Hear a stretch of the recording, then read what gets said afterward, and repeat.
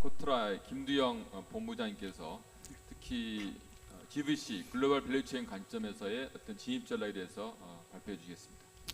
예, 안녕하십니까. 결국 뭐 여러 가지 좋은 말씀 많이 주셨는데 핵심적인 메시지는 각 기업이라든지 주어진 상황에서 우리가 그 상황을 어떻게 인식하고 어떻게 대응하느냐, 그게 핵심이 아닌가 생각이 됩니다. 그래서 저희 코트라에서는 여러 가지 이제 밸류체인 기반으로 해외 수출 활동을 많이 지원을 하고 있기 때문에 우리 코트라가 인식하고 있는 현재 밸류체인의 특성, 그다음에 앞으로 이게 어떻게 바뀔까, 그런 관점에서 코트라가 하고 싶어하는 그런 거 중심으로 말씀을 드리도록 하겠습니다. 사실 뭐 밸류체인이라는 게 농경 사회를 벗어나면서부터 이미 많이 고착화되어 있고요. 대부분 사람들이 이제 이 조립 생산된 브랜드화된 제품만 보지만 그 밑에 있는 부품이라든지 이런 부분이 굉장히 중요하고, 잘 아시다시피 선진국으로 갈수록 그게 발달해 있잖아요. 특히 제가 잠시 근무했던 독일 같은 경우에 중견 기업 중에서도 히든 챔피언 이런 기업들이 대부분 다른 사람들이 따라오기 힘든 그 핵심 그 부품을 장악하고 있으면서 그 힘을 발휘하는 기업들인데요. 그래서 이게 보면은 이 밸류 체인에 있는 기업들이 분명히 서로 협업을 하지만 그러면서도 굉장히 경쟁 관계이고요. 그런 관계의 모델을 아마 제 기억에 마이클 포터가 1979년에 이 경쟁 이론을 내세우면서 이 밸류 체인 간의 경쟁, 그리고 이 대체제로 도전하는 기업과 그 다음에 새로 시장에 진입하려는 기업 간의 경쟁 관계를 분석한 모델을 내세우면서 엄청난 세제신을 느꼈죠. 그래서 사람들이 전부 다 아마 깜짝 놀랐던 것 같아요. 저 사람 너무 똑똑한 사람이다, 그렇게 생각했는데 사실은 그 이후에도 많은 변화가 있습니다. 그리고 특히 우리나라 같은 경우에 그런 밸류 체인의 그 흐름을 믿고 우리도 이제 산업화를 하면서 제일 먼저 조립 산업이라든지 기초 부품으로 들어갔지만 막상 해보니까 맨 밑에 스마일 커브 밑에 있는 좀 이 외화 가동률도 떨어지고 힘든 부분이 있지 않습니까? 그래서 우리도 어떻게 하면 이게 부가가치 있는 이 스마일 커브 위에 부분에 있는 쪽으로 올라갈 수 있을까 엄청 노력을 많이 했었고요.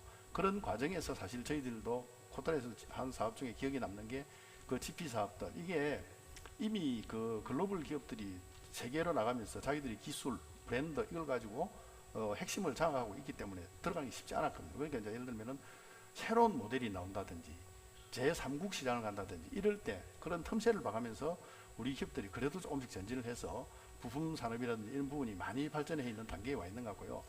그런데 아까 마이클 포터가 똑똑한 줄 알았는데 지금 보니까 우스운 꼴이 되어버렸습니다. 왜인가 하면 지금 이 글로벌 플랫폼이라는 게 이 그림에서 여러분들이 보시면 옛날에는 저희들이 뭐 휴대폰 사고 통신회사 가입하고 뭐 음악 CD 사고 다 따로따로 했지 않습니까? 그게 이제 이 플랫폼 형태로 다 통합이 돼 버려 가지고 이 체계가, 그러다 보니까 옛날에 저희들이 봤던 그 단선형 밸류 체인에서 이게 뭐 복잡게 그러다가 지금은 이제 이 생태계라는 말로 이 와버린, 그러다 보니까 이 플랫폼 중심으로 이제 변화가 됐는데요.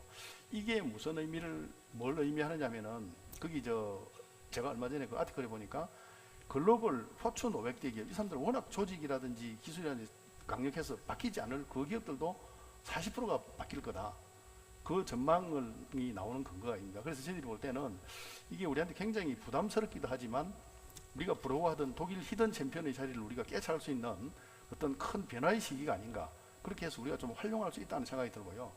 이 그림에서 제가 설명드리고 싶은 거는 뭐냐면은 이 부가가치가 옛날에는 기술, 그러니까 우리가 지금까지 쭉 해왔던 그 흐름의 대전제는 기술 차별합니다. 선진국들이 기술을 독점하고 있고 그걸 브랜드화해서 이 부가가치를 다 가져갔는데 지금 이 그림에서 나오는 거는 뭐냐면 기술이 표준화되어 간 거죠, 거의.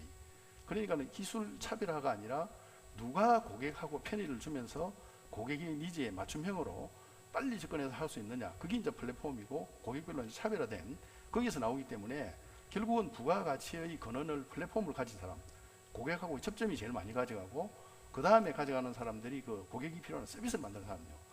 그 다음에 뭐 서비스라는 게 이 고객한테 밸류를 주고 이 효용을 창출하기 위해서 필요한 도구에 불과한 이 제품이라는 거는 사실 부가가치에서 차지하는 부분에서 계속 떨어진다. 그래서 결국은 우리 기업들이 어떻게 플랫폼에 접근을 하고 이 서비스 부분에 더 관심을 가지고 그렇게 해야 되느냐 하는 그런 문제고요. 좀 전에 말씀드린 막연한 개념인 것 같아서 구체적인 예로 말씀을 드리면 맨 오른쪽에 서비스 있잖아요. 자동차도 옛날에는 다 자동차를 소유하고 이렇게 원했지만 지금은 이 공유경제 개념으로 많이 가고, 이 공유경제 옛날에도 원하는 사람이 있었지만 IT 기술도 안 됐거든요. 이제 기술적으로 다 풀리면서 공유경제 개념으로 가고 그 다음에 친환경이라든지 이런 정치적인 이슈가 묶이면서 다 지금 이 전기자동차로 가는데, 그러면 우리 기업들한테 던져지는 화두가 아까 뭐 이 자동차가 전장화된다 그랬지 않습니까? 그러면 이 왼쪽 편에 보면 자동차 기업들이 내연기관 차에서 전기차로 됐을 때 이 부품이 완전히 달라지잖아요. 그럼 우리 기업들한테는 이게 과연 자동차 기업이라든지 전자기업들한테 무슨 의미를 가지는 것일까? 그 다음에 또 가운데 있는 이 칼럼에서 보시면 이거는 무슨 의미냐면은 내연기관에서 우리가 정형화된 표준화된 기술을 가지고 제품을 생산할 때 하고 앞으로 변화무쌍한 소비자의 그거에 맞춰서 새로운 제품을 생산할 때 우리가 어떤 생산 체제를 가져야 되느냐, 이거는 정형화된 게 아니기 때문에 굉장히 유연하고 스피드가 중요한 그런 상황으로 바뀝니다. 이제 결국은 이런 환경이 우리한테 주어졌다고 했을 때 그러면 개별 기업 입장에서 우리는 뭘 생각하고 고민해야 되느냐, 그 부분인 것 같습니다. 그러니까 예를 들면은 지금까지는 우리가 잘하는 거에 집중해서 열심히 했으면 됐는데 앞으로는 그게 중요한 게 아니라 뭘 해야 될까? 전기자동차 아까 말씀드렸듯이 내연기관에서 내가 최고의 기술을 가지고 그 독일 히든 챔피언이 고민이 제일 많아요. 내가 쇠는 제일 잘 깎았는데 정밀도 최고인데 앞으로는 전장화돼 버리면 어떡합니까? 그러니까 결국은 우리 비즈니스에서 수요가 어디 있냐, 이걸 나중에 포지션을 찾는 게 제일 중요하고요. 그 다음에 두 번째는 뭐냐면 그 포지션을 찾아도 앞으로는 말씀드렸듯이 워낙 이 변화무쌍하니까 거기에 적응하는 역량이라는 게 기존의 내 기술로는 안 되거든요. 옆에 있는 기술, 남들, 협업 어떻게 해서 그 기술 네트워크를 잘 알아가지고 빨리 접목을 해서 뭐 다국적 기업인 대기업들이야 뭐 M&A도 하고 막 흡수를 하지만 그래서 이제 그런 역량을 갖추는 것도 중요한 것 같고, 그 다음에 또 그걸 하더라도 사실은 지금 오픈 이노베이션 얘기가 지금 뭐 대기업들이 플랫폼을 주고 거기 들어와서 하라 그러지만 그런 과정이 보면은 굉장히 많은 외부 기업들하고 협력을 해야 된다는 게 이게 이제 이 오픈 이노베이션에 적응할 수 있는 이 매니지먼트 노하우라든지 그 시스템이 또 사실은 쉽지 않은 부분입니다. 그래서 말씀드리는 포인트는 이게 말이 4차 산업혁명이라는 측면도 있지만 우리 기업 경영이라든지 이 시스템 자체가 근본적으로 변화해야 되는 거 아니냐. 하여튼 저희들이 볼 때는 과거 지금까지 해왔던 그 밸류 체인이 있었고 앞으로는 이런 변화가 있을 것 같다. 그래서 저희들이 결론적으로 중요하게 말씀드리고 싶은 거는 우리 코털에서 지금까지 그 GP 사업이라 그래가지고 이 선진국 기업들 내지는 글로벌 잘 나가는 다국적 기업들의 니즈, 그 사람들이 밸류 체인 속에서 구하고자 하는 니즈를 찾아서 우리 적격 국내 업체를 발굴해서 연결을 해서 이제 이 집점을 만들어서 이렇게 그 스플라이가 되도록 했거든요.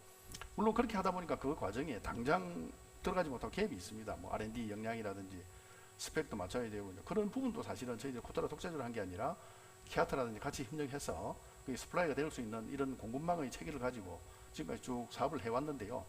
그래서 이제 앞으로는 그렇다고 해서 거기서 크게 뭐 달라질 수 있다 이런 것보다는 저희들도 옛날에 해왔던 이 저 단선 구조 밸류 체인에서 앞으로 복잡하게 이 생태계식으로 바뀌어 나갔을 때 그럼 우리 코터라가 기업 지원을 할 때 뭘 고민해야 될까, 그런 관점에서 저희들이 생각해 본 게 이 과연 그러면 자동차 기업이 원하는 게 뭐냐. 그래서 저희들이 특징적으로 본 게 벤츠도 보니까는 뭐 작년에 KT에서 설명을 드렸으면 저희 코터라고 협력 사업을 했었던 부분인데 텔레메틱스를 원한다든지 그 뭐 BMW도 저희들한테 와서 계속 주장하는 게 이 내연기관 엔진 기업은 관심 없다. 전장 쪽으로 가야 되니까 IT 기업 중에서 자동차에 뛰어들 준비된 기업을 소개해달라. 예를 들자면 그런 부분에 대한 영역을 자꾸 개발을 하고 그 다음에 이제 저희들이 그렇다 하다 보면 국내 기업들이 새로운 기술 투자가 필요하고 하니까 R&D 쪽을 어떻게 더 활성화할 수 있는지 다행히 이제 뭐 산자부에서 저희들한테 기회도 주고 다른 그 기관들과 협업이 잘 돼서 그런 R&D 지원 범위도 많이 넓히고 뭐 그렇게 노력을 하고 있습니다. 그래서 여기 이제 이 그 표에 나와 있습니다만 올해 봄에 저희들이 포드 자동차하고 할 때도 옛날 같으면 그냥 뭐 이 내연기관 엔진 부품을 수출한다 이런 차원인데 지금은 대부분이 이 전장이라든지 자율주행 크게 들어갈 때 새로운 부품 이런 쪽으로 많이 하고 있고요. 그 다음에 이제 항공도 저희들이 볼 때는 이번에 작년에 그 보잉하고 했던 부분이 이 통신이라든지 전장 부분에 저희들이 전혀 새로운 쪽에서 저희들이 수요를 찾아가지고 계속 발굴해서 하려고 하고 있습니다. 그래서 뭐 코터라가 하는 일은 아시다시피 기업에서 하는 일을 이제 측면하는 지원이고, 그 다음에 저희들이 기업에서 원하는 방향이라는 이런 부분을 좀 더 잘 알수록 저희들이 더 정확하게 도와드릴 수 있는 부분이기 때문에 저희들 그런 부분에 계속 관심을 가지고 우리한테 요청을 해주시고 코터를 많이 이용해 주시면 좋겠습니다. 감사합니다. 감사합니다.